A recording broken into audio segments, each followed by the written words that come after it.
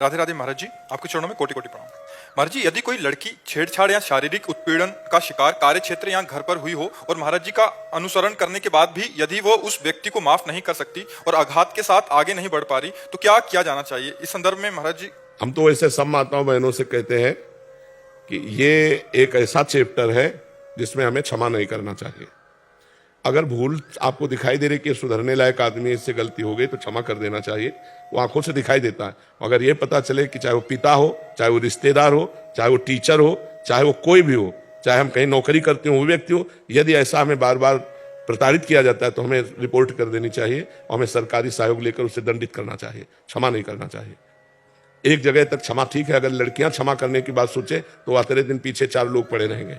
आदमी का हुलिया, आदमी का रंग जो छेड़ रहा है 1 मिनट में, अगर वो साइकिल में है तो उसकी साइकिल मोटरसाइकिल है तो उसका नंबर बहुत प्रवीण होना चाहिए। 1 सेकंड में पूरे दिमाग में नोट करना चाहिए कौन सा आदमी, कैसे रूप रंग का आदमी, कितनी अवस्था है उसकी, कौन सी गाड़ी में था, क्या गाड़ी नंबर है, वो जानकारी पूरी कर लेनी। आसपास कोई सीसीटीवी है, पूरी जानकारी कर लेनी चाहिए तुरंत जो आदमी छेड़ रहा है, और फिर रिपोर्ट करो।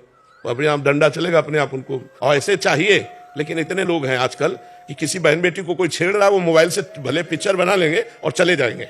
हमारी बहन हो या किसी की बहन हो, अगर कोई बहन बेटी को छेड़ रहा है, हमारे प्राण चाहे चले जाए, उस समय कूद पड़ना चाहिए। अब कूदे तो क्या कूदे, उसको विरोध करने की तो बात जाने दो, मनोरंजन बनाएगा।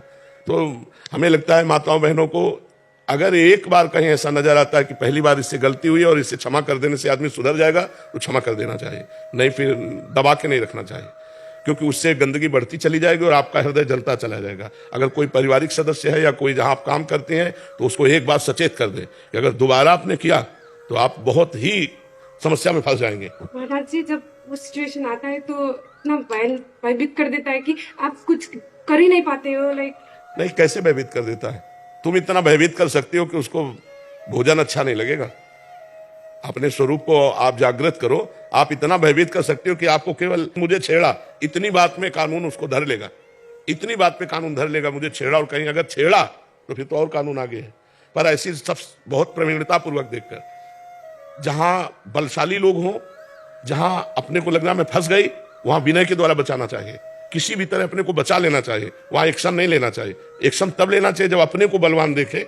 अगर ऐसी जगह फंस चुकी है कि अब एक्शन लेने से काम नहीं चलेगा तो विनय से काम ले ले, किसी चतुराई से काम ले ले कि हम किसी तरह हाथ जोड़कर पैर जोड़कर अपने को बचा पाए, फिर इसके बाद एक्शन ले लेंगे। क्योंकि 4 हैं, अगर हम एक्शन की बात कहते हैं तो शायद है कि उनकी बुद्धि में ऐसा कुछ आ जाए कि हम एक्शन लायक ही न रहे।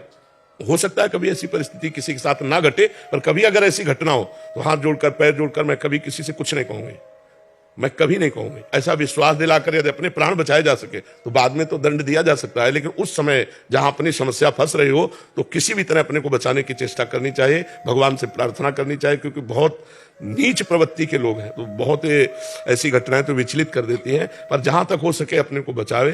रात्रि में अकेला न चले, कोई न कोई भाई परिवार का कोई सदस्य हो तो ज्यादा अच्छा रहता है। अकेला चलने पर घटनाएं होने की ज्यादा संभावना होती है, क्योंकि रात्रि में जैसे लोग ऐसे बुद्धि वाले हों और वो देखें तो उनका भाव बिगड़ सकता है। अगर कोई साथ में है तो ठीक रहता है। तो बहुत सावधानी, जहां तक हो सके पहले ही एक्शन में अपने आप को बचाने की चेष्टा करनी चाहिए।